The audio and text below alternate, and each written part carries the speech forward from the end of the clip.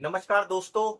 भारतीय राजनीति करवट ले रही है और करवट भी इतनी गहरी है दोस्तों कि भारत की पूरी राजनीति बदल कर रख देगी। दोस्तों, राहुल गांधी अपने आक्रामक तेवर दोबारा से अपना चुके हैं और जिस तरह से वो चुनाव आयोग को समय समय पर कटघरे में खड़ा कर रहे थे, इस बार दोस्तों राहुल गांधी राजनीति के अंदर एटम बम फोड़ने की तैयारी कर रहे हैं। खुलासा इतना जबरदस्त करने वाले हैं दोस्तों कि आने वाले 2 4 6 दिन इतने जबरदस्त रहेंगे कि आप देखिए कि भारतीय राजनीति के अंदर उथल पुथल रहेगी। ऐसा क्या करने वाले हैं राहुल दोस्तों, उसकी एक छोटी सी झलक आज उनके भाषण में दिखाई देती है। क्या बोले राहुल दोस्तों? राहुल ने साफ खुलकर कहा मैदान में आकर कि अब हमारे पास सबूत हैं। जब भी दोस्तों ये बात कही जाती थी कि चुनावों में धांधली होती है, किस तरह से ईवीएम में गड़बड़ी की जा रही है, किस तरह से वोटर लिस्टों में छेड़छाड़ की जा रही है, ये सब चीजें पता करने में विपक्ष लगातार लगा हुआ था कि ऐसा कैसे हो रहा है कि लगातार चुनाव दर चुनाव, राज्य दर राज्य जो है, एक ही पार्टी की जीत इतनी प्रचंड तरीके से होती जा रही है। लोगों में गुस्सा है, रोष है, लेकिन वो वोट में नहीं दिखाई दे रहा है। तो आखिर ऐसा कैसे हो सकता है? ये जादू हो कैसे रहा है?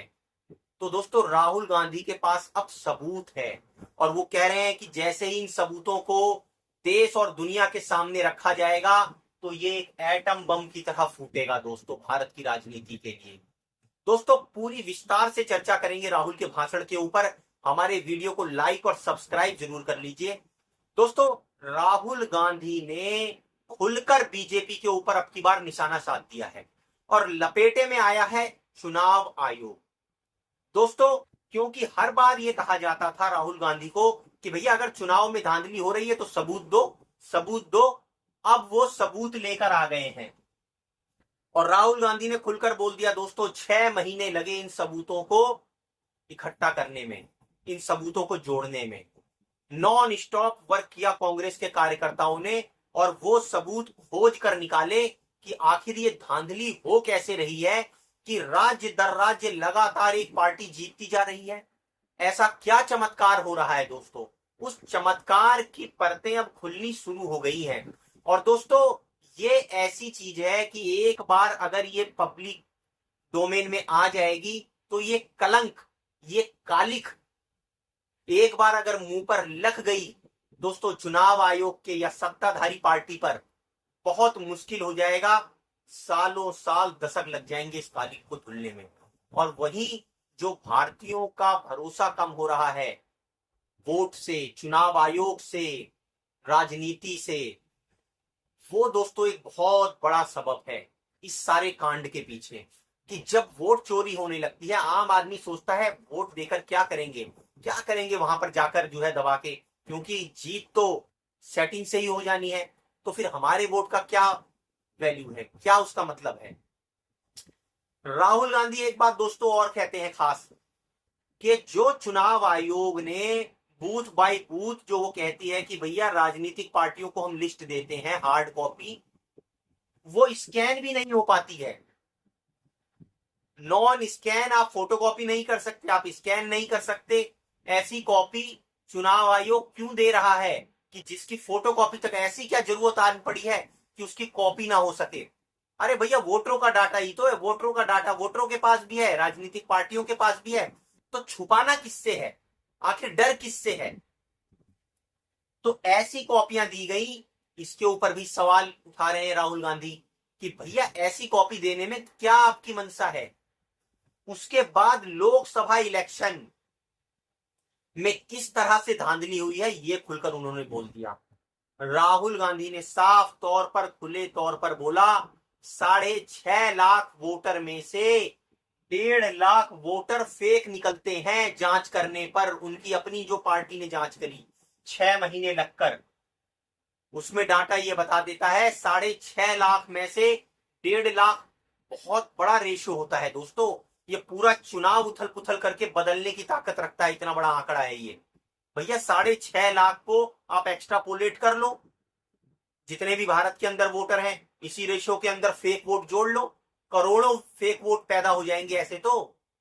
फिर तो कहीं पे भी आप जोड़ घटा करिए वोटरों की और अपना नतीजा अपने मुताबिक ले लीजिए। लोग ईवीएम ईवीएम कहते रहेंगे, अंदर की सेटिंग दूसरी है, इसमें खेला हो जाएगा। तो राहुल गांधी इससे पहले कहते रहे कि किस तरह से अलग अलग लोकसभा विधानसभा में 45 40 50 साल तक के नए नए वोटर जोड़े जाते हैं। अब नए वोटर भैया कोई जुड़ेगा तो 18 साल का जुड़ेगा, नया वोटर तो वही है। 50 साल का 40 साल का आदमी नया वोटर कैसे बन जा रहा है, बहुत बड़ा सवाल है। उसके बाद ये डाटा कि लोकसभा इलेक्शन में उन्होंने अगर कुछ रिसर्च करी, शोध करा, 6 महीने की लगातार मेहनत करके ये आंकड़ा जुटा लिया है कि 6.5 में से 1.5 लाख वोटर फर्जी मिले हैं। अब दोस्तों ये ऐसा बताया जा रहा है कि ये जो डाटा सारा निकाला गया है वो कर्नाटक की एक टेरिटरी से निकाला गया है। हालांकि इसके बारे में डिटेल से विस्तार अभी आने वाले दिनों में मिलेगी कि किस तरह से इसमें क्या गड़बड़ झाला हुआ है, क्या गड़बड़ी हुई है। वो एटम बम भी फूटेगा, लेकिन अभी राहुल ने इसकी एक ग्लिम्स दिखा दी है दोस्तों, एक झलक दिखा दी है। अब ये जो लगातार राजस्थान में जीत हो गई भैया, मध्य प्रदेश में जीत हो गई, मध्य प्रदेश में लोग कह रहे थे भैया कांग्रेस के जो है फेवर में हवा चल रही है, लेकिन जब चुनाव का नतीजा निकल के आया तो पता चला कि भैया बीजेपी की गवर्नमेंट बन गई। गुजरात का इलेक्शन हो गया, महाराष्ट्र में तो दोस्तों इतना हाहाकार मचा कि लोग बोल रहे थे कि लोगों के अंदर क्या नाराजगी है, जबरदस्त। उसके बाद किस तरह से वहां का चुनाव भी जो है वो ले लिया। हरियाणा का चुनाव जिस तरह से पूरा जीत लिया, वहां पर ऐसा कहते हैं कि भैया एक एंटी बीजेपी पूरी लहर चल रही थी, लेकिन देखिए कमाल, जीत के आ गए। तो इतने सारे सवाल उठ रहे हैं। फिर दिल्ली का चुनाव भी जीता, और सबसे बड़ी बात लोकसभा का चुनाव, एक ऐसा चुनाव जिसके अंदर वो कहते हैं कि प्रधानमंत्री हमारे जो बने हुए हैं वो अगर 10 से 15-20 सीटें ऊपर नीचे हो जाती तो प्रधानमंत्री नहीं बन पाते। ये सारी फील्डिंग ऐसी सेट कर दी गई क्या कि इनको प्रधानमंत्री बनाने के लिए कहां कैसी जोड़ तोड़ घटा होगी और कैसे सीटें आएंगी, और गठबंधन को इस तरह से सेट कर लिया गया कि भैया इनकी यहां इतनी, उनकी वहां उतनी, और ये थोड़ा सा इसके अंदर आटे के अंदर नमक मिला दिया तो फिर दाल में स्वाद बढ़िया हो जाएगा। कुछ इस तरह की क्या सेटिंग हो गई। दोस्तों राहुल गांधी ने एक और इंपॉर्टेंट बात इसमें कही कि किस तरह से उनकी अपनी बहन प्रियंका गांधी उनको बोलती हैं कि आप आग से खेल रहे हो। भैया आग से तो खेलना है ही राजनीति में। अगर सत्ता के खिलाफ आवाज उठाओगे फिर तो आपको अपनी कमर कसकर रखनी ही पड़ेगी, क्योंकि वो तो साम दाम दंड भेद सब अपनाएगी। जेल, प्रताड़ित करना, दूसरे हथकंडे, बहुत सारी उसके पास एजेंसियां हाथ में है भैया, कभी कुछ भी हो सकता है। तो आग से तो राहुल गांधी खेल रहे हैं, वो तो बोलते हैं कि मैं तो आग से खेल रहा हूं। फिर उन्होंने एक और इंपॉर्टेंट जिक्र कर दिया कि जब ये 3 काले कृषि के कानून आए थे और राहुल गांधी उनको अपोज कर रहे थे, कांग्रेस पार्टी उनको अपोज कर रही थी, कि किस तरह से अरुण जेटली राहुल गांधी के पास आए और उन्होंने बोला राहुल गांधी से कि आप जो है वो अपोज मत करो गवर्नमेंट को इन काले कानूनों के ऊपर, नहीं तो आपके खिलाफ भी एक्शन लेना पड़ेगा। तो राहुल गांधी ने क्या जवाब दिया, आप जानते हैं आप किससे बात कर रहे हैं।